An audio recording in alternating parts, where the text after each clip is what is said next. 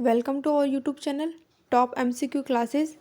आज की इस वीडियो में हम साइंस के टॉप 1 लाइनर क्वेश्चन डिस्कस करेंगे। इससे पहले हम पार्ट 1 डिस्कस कर चुके हैं। अगर आपने वो नहीं देखा है तो पहले आप वो देख सकते हैं, उसके बाद ये देख सकते हैं। तो वीडियो स्टार्ट करते हैं। दांतों के भाग इंसिजर, कैनाइन, प्रीमोलर दांतों के भाग होते हैं। अगर हम इंसिजर की बात करें तो इंसिजर की संख्या होती है 8, कैनाइन की संख्या होती है 4 और प्रीमोलर की संख्या होती है 8 और मोलर जो होते हैं उनकी संख्या होती है 12। टोटल हो गए आपके 32 दांत। ये आपके दांत के भाग हैं। नेक्स्ट है बच्चों में कौन से दांत पाए जाते हैं। तो बच्चों में मोलर दांत का तीसरा दांत जो लास्ट होता है मोलर, उसका तीसरा दांत पाया जाता है और प्रीमोलर दांत नहीं पाए जाते हैं। सिर्फ मोलर दांत का तीसरा नहीं पाया जाता, मोलर दांत का फर्स्ट और ये सेकंड पाया जाता है और मोलर दांत का तीसरा और प्रीमोलर दांत नहीं पाए जाते। नेक्स्ट है एक दिन में लार निकलती है। तो एक दिन में 1.5 लीटर लार निकलती है। लार ग्रंथि में कौन कौन से एंजाइम पाए जाते हैं। तो लार ग्रंथि में टाइलिन, डाइस्टर, लाइसोजाइम और म्यूलिन ये एंजाइम लार ग्रंथि में पाए जाते हैं। अगर हम म्यूलिन की बात करें तो जो म्यूलिन होता है ये भोजन को चिपचिपा बना देता है, जिससे उसे निगलने में आसानी होती है। जठर रस, जो जठर रस है वह किससे निकलता है। तो आमाशय की दीवारों से निकलता है जठर रस। आमाशय में पाई जाती है जठर ग्रंथियाँ, जिनसे जठर रस निकलता है। जठर ग्रंथियों से जठर रस निकलता है और ये जो ग्रंथियाँ होती है यह आमाशय में पाई जाती है। नेक्स्ट है जठर रस से कौन कौन सी एंजाइम निकलते हैं। तो यहाँ रेनिन और पेप्सिन एंजाइम पाए जाते हैं जठर रस में। पित्त की जो प्रकृति होती है वह क्या होती है, क्षारीय होती है। जो पित्त की जो प्रकृति होती है वह क्षारीय होती है। नेक्स्ट है पित्त का निर्माण कहाँ होता है। अगर पित्त के निर्माण की बात की जाए तो पित्त का निर्माण होता है लीवर यानी यकृत में, और जो पित्त का जो भंडारण होता है, मतलब इसका जो स्टोर होता है पित्त, वह पित्ताशय में होता है और इसका निर्माण लीवर में होता है। नेक्स्ट है पित्त का जो पीएच मान होता है वह कितना होता है। तो पित्त का पीएच जो होता है वह 8 से 9 होता है और यह क्षारीय प्रकृति का होता है। नेक्स्ट है अग्नाशय में कौन कौन से एंजाइम पाए जाते हैं।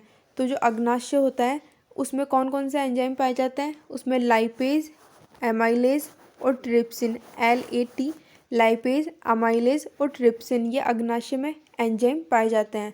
नेक्स्ट है भोजन का पूर्ण पाचन कहाँ होता है। अगर भोजन के पाचन की बात की जाए, पूर्ण पाचन छोटी आंत में होता है। छोटी आंत के प्रकार, अगर छोटी आंत के प्रकार की बात की जाए तो डेडुनम, जेजुनम एंड इलियम, ये इसके 3 पार्ट होते हैं, जिसमें से ये दोनों कोई काम नहीं करते और इलियम भोजन के पाचन का काम करता है। नेक्स्ट है छोटी आंत के प्रकार डेडुनम, जेजुनम और इलियम। पानी के अवशोषण की अगर बात की जाए तो पानी का जो अवशोषण होता है वह बड़ी आंत में होता है। बड़ी आंत में भोजन के पाचन की कोई क्रिया नहीं होती, इसमें सिर्फ पानी का अवशोषण किया जाता है। नेक्स्ट है बिलिरुबिन की शरीर में अधिक मात्रा होने से कौन सा रोग हो जाता है। तो बिलिरुबिन की जब हमारे शरीर में अधिक मात्रा हो जाती है तो इस अधिक मात्रा से पीलिया रोग हो जाता है। हीमोग्लोबिन ऑक्सीजन से अधिक किससे अभिक्रिया करता है। जो हीमोग्लोबिन होता है वह ऑक्सीजन से ज़्यादा कार्बन मोनोऑक्साइड से अभिक्रिया करता है। कार्बन मोनोऑक्साइड से किसी भी ईंधन को जलाने से निकलने वाली गैस, किसी भी ईंधन को जलाने से उसमें से कार्बन मोनोऑक्साइड गैस निकलती है। मनुष्य में भारी श्वसन जो होता है वह किस में होता है, फेफड़ों में होता है। फेफड़ों में होने वाला जो श्वसन है वह अंदर तो होता है लेकिन उसे बाहरी श्वसन कहा जाता है। और आंतरिक श्वसन जो होता है वह किस में होता है, कोशिका में होता है। नेक्स्ट है ग्लूकोज को तोड़ने की क्रिया क्या कहलाती है। जो ग्लूकोज को तोड़ने की क्रिया है उसे हम ग्लाइकोलाइसिस कहते हैं। ग्लाइकोलाइसिस। एक पाइरुविक एसिड किसके बराबर होता है। ये 18 ATP मतलब एडेनिन ट्राइफॉस्फेट के बराबर होता है। जो एक पाइरुविक एसिड होता है यह 18 एडेनिन ट्राइफॉस्फेट के बराबर होता है। नेक्स्ट है पर्वत पर ले जाई जाने वाली गैस। तो पर्वत पर ऑक्सीजन और नाइट्रोजन ये दोनों गैस पर्वतों पर ले जाई जाती है। अगर हम समुद्र की बात करें तो समुद्र में ऑक्सीजन और नाइट्रोजन ले जाई जाती है। और गहरे पानी की अगर बात करें तो गहरे पानी में ऑक्सीजन के साथ हीलियम गैस ले जाई जाती है। ऑक्सीजन के साथ हीलियम गैस को गहरे पानी में ले जाया जाता है। अगर वेंटिलेटर की बात करें, जो हॉस्पिटल में जो वेंटिलेटर्स होते हैं उन पर कौन सी गैस होती है, तो वहाँ ऑक्सीजन और हीलियम गैस दी जाती है। नेक्स्ट है टिड्डल वॉल्यूम जो होती है वह कितनी होती है, तो 500 मिलीलीटर होती है। धमनियों में बहने वाला जो रक्त होता है वह क्या होता है, शुद्ध होता है। जो धमनियाँ होती है उनमें जो रक्त बहता है वह क्या होता है, शुद्ध होता है। आर्टरीज में जो रक्त बहता है वह शुद्ध रक्त बहता है। और अगर शिराओं की जो वेंस होती है उनमें जो रक्त बहता है वह अशुद्ध होता है।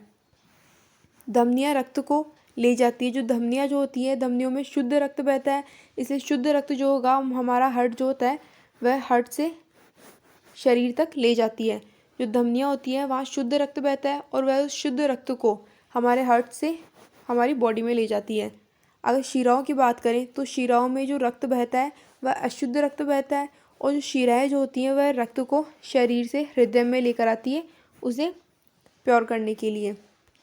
नेक्स्ट है शरीर का तापमान कितना होता है, तो शरीर का तापमान होता है 37 डिग्री सेल्सियस या 98.6 डिग्री फ़ारेनहाइट।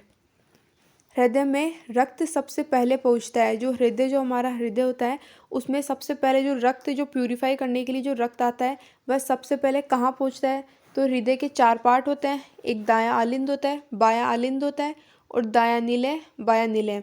तो सबसे पहले जो हार्ट में जो रक्त आता है वह सबसे पहले दाएं आलिंद में प्रवेश करता है। हृदय के चारों ओर सबसे मोटी दीवार किसकी होती है, तो हृदय के चारों ओर सबसे मोटी दीवार होती है वह बाएं आलिंद की होती है। हृदय का बिजली घर किसे कहा जाता है, तो ये SA नोड को कहा जाता है हृदय का बिजली घर। SA नोड कहाँ लगाया जाता है, तो ये दाएं आलिंद में लगाया जाता है SA नोड। पेसमेकर लगाया जाता है, तो पेसमेकर जो होता है ये SA नोड जब काम नहीं करता है तो उसकी जगह लगाया जाता है और ये दाएं आलिंद में लगाया जाता है। एकमात्र शिरा जो शुद्ध रक्त लेकर जाती है, शिराओं में जो बहने वाला रक्त है वह कौन सा होता है, अशुद्ध रक्त होता है। तो शिरा एकमात्र शिरा कौन सी है जो शुद्ध रक्त ले जाती है, तो फुफ्फुसीय शिरा है जो शुद्ध रक्त लेकर जाती है। एकमात्र धमनी जो अशुद्ध रक्त रखती है तो वह फुफ्फुसीय धमनी है जो अशुद्ध रक्त रखती है।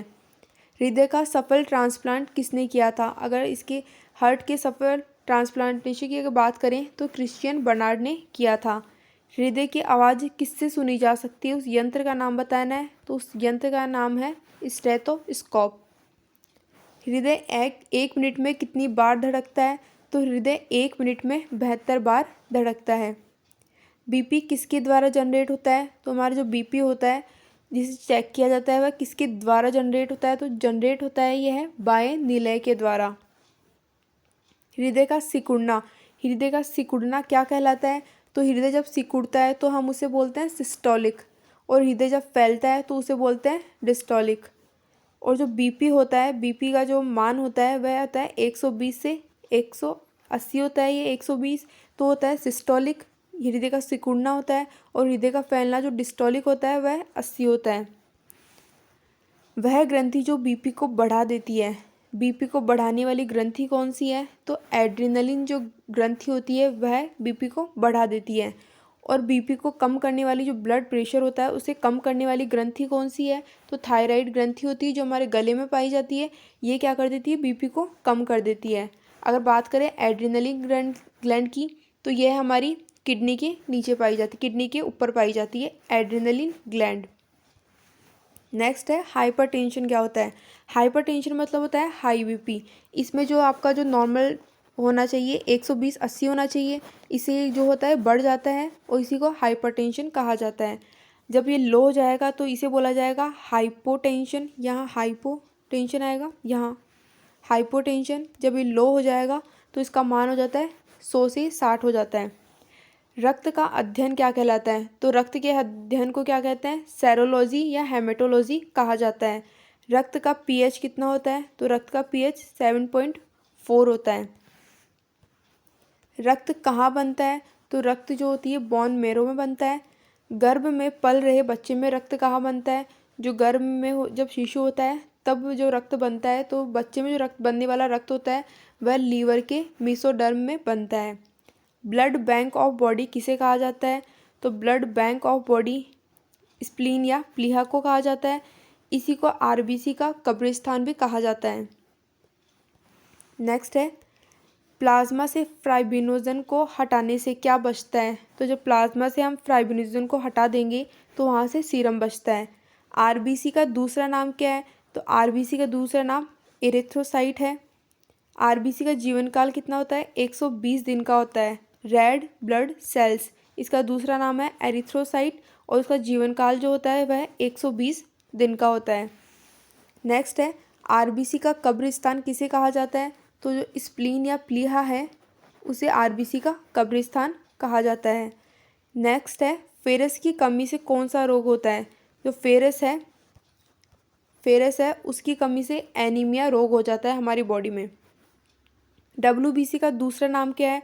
डब्ल्यूबीसी मतलब वाइट ब्लड सेल्स, इसका दूसरा नाम है ल्यूकोसाइट। डब्ल्यूबीसी का जो जीवन काल होता है वह 4 दिन का होता है, वहीं आरबीसी का जीवन काल 120 दिन का होता है। प्लेटलेट्स का दूसरा नाम क्या होता है? तो इसका दूसरा नाम थ्रोम्बोसाइट है और इसका जीवन काल जो होता है यह 7 दिन का होता है। नेक्स्ट है, टी सेल्स कहाँ पाई जाती है हमारी बॉडी में? तो टी सेल्स जो होती है ये वाइट ब्लड सेल्स में पाई जाती है। आरएच फैक्टर की खोज किसने की थी? जो आरएच फैक्टर होता है इसकी खोज विनर ने की थी। और किस पर इसने प्रयोग किया था? तो इन्होंने रीसस बंदर पर इसका प्रयोग किया था, रीसस बंदर पर। सर्वदाता ब्लड ग्रुप कौन सा है? तो ओ नेगेटिव सर्वदाता ब्लड ग्रुप है। और सर्व ग्रहणकर्ता कौन है? तो ए बी पॉजिटिव ये ग्रहण करता है और ये सर्वदाता है। नेक्स्ट है, रक्त के थक्के को बनने में कितना समय लगता है? तो जो रक्त का जो थक्का होता है उसको बनने में 4 मिनट का समय लगता है। और रक्त के थक्के में जो विटामिन होता है वह विटामिन के होता है। अगर हम प्रोटीन की बात करें तो रक्त के थक्के में फाइब्रिनोजन और प्रोथ्रोम्बिन प्रोटीन पाए जाते हैं। और रक्त के थक्के में जो रुधिराणु होता है वह थ्रोम्बोसाइट पाया जाता है। शरीर के अंदर रुधिर के थक्के को रोकने का कार्य कौन करता है? ये तो हमारी बॉडी के बाहर बनता है, जो रक्त का जो थक्का होता है ये थ्रोम्बोसाइट की उपस्थिति में बनता है। लेकिन जो अंदर जो शरीर के बनता है उसको बनने से कौन रोकता है? तो उसे हेपेरिन रोकता है और ये लीवर में स्टोर होता है। अग्र मस्तिष्क के भाग कौन से हैं? तो अग्र मस्तिष्क की अगर बात करें तो मस्तिष्क को 3 भागों में बांटते हैं। एक होता है अग्र, एक होता है मध्य और एक होता है पश्च। अगर अग्र की बात करें तो वहाँ सेरिब्रम, थैलेमस और हाइपोथैलेमस होता है। और अगर मध्य मस्तिष्क की बात करें तो वहाँ कार्पोरा सेरिब्रल होता है। और पश्चिम मस्तिष्क में क्या होता है? सेरिबेलम और मेडुला होता है। नेक्स्ट है, प्रतिवर्ती क्रियाओं को नियंत्रित करता है। जो मेरुरज्जु होता है यह प्रतिवर्ती क्रियाओं को नियंत्रित करता है। पक्षियों में ओवरी की संख्या कितनी होती है? जो पक्षियों में जो ओवरी जो पाई जाती है उसकी संख्या कितनी होती है? तो पक्षी में सिर्फ एक ही ओवरी पाई जाती है। पुरुषों में जो हार्मोन्स होते हैं वह कौन कौन से हार्मोन होते हैं? तो टेस्टोस्टेरोन जो हार्मोन होता है यह पुरुषों में पाया जाता है। पुरुषों में नसबंदी को क्या कहा जाता है? जो पुरुषों में जो नसबंदी होती है उसे वैस्कोटॉमी कहा जाता है। और जो महिलाओं में जो नसबंदी होती है उसे ट्यूबेकोटॉमी कहा जाता है। अंडाणु का जो जीवन काल होता है वह कितने दिन का होता है? जो अंडाणु होते हैं ओवम, उसका जो जीवन काल होता है वह 2 दिन का होता है। वहीं अगर हम शुक्राणु की बात करें तो शुक्राणु का जो जीवन काल होता है वह 20 मिनट का होता है।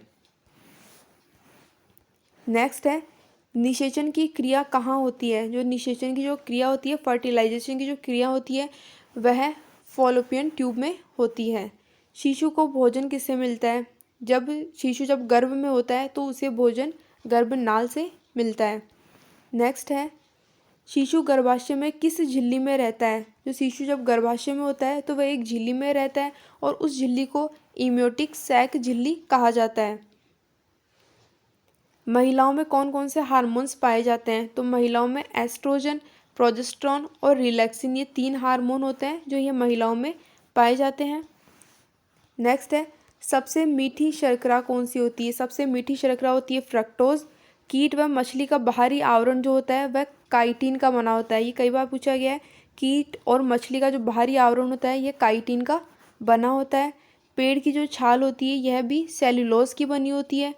और कार्बोहाइड्रेट से हमें कितनी ऊर्जा मिलती है, तो कार्बोहाइड्रेट से जो ऊर्जा मिलती है ये 4.2 किलो कैलोरी मिलती है। वहीं वसा से मिलने वाली मतलब फैट से जो ऊर्जा मिलती है हमें वह 9.3 किलो कैलोरी मिलती है और प्रोटीन से 4.3 किलो कैलोरी मिलती है। अगर बात करें सबसे ज़्यादा किससे मिलती है, तो सबसे ज़्यादा हमें मिलती है फैट से और उसके बाद प्रोटीन से और उसके बाद कार्बोहाइड्रेट से। प्रोटीन जटिल अणुओं का मिश्रण होता है। जो प्रोटीन होता है ये किससे मिलकर बना होता है, तो प्रोटीन कार्बन, हाइड्रोजन, ऑक्सीजन और नाइट्रोजन इन 4 से मिलकर प्रोटीन बना होता है।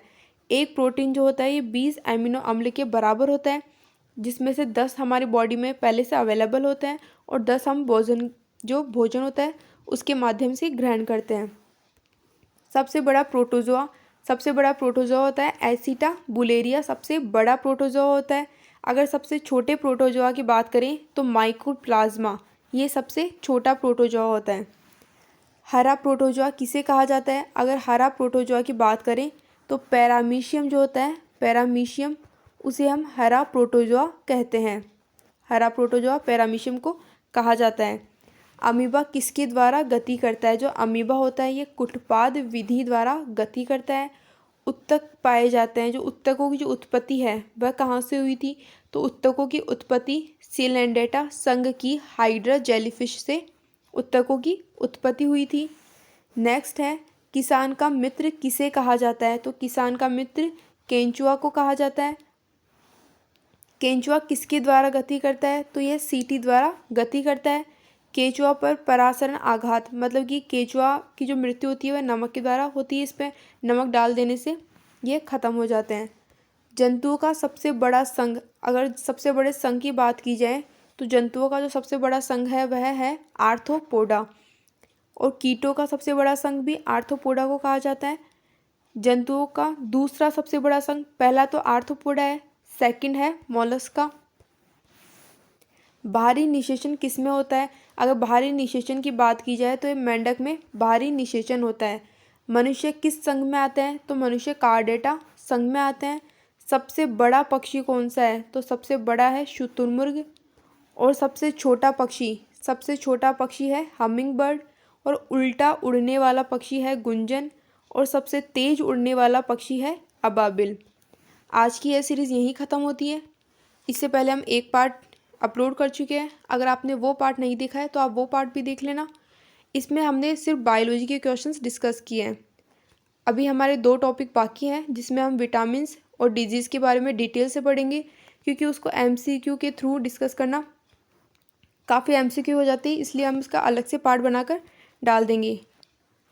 तो आज की वीडियो यहीं ख़त्म करते हैं, मिलते हैं नेक्स्ट वीडियो में। Thank you, have a nice day.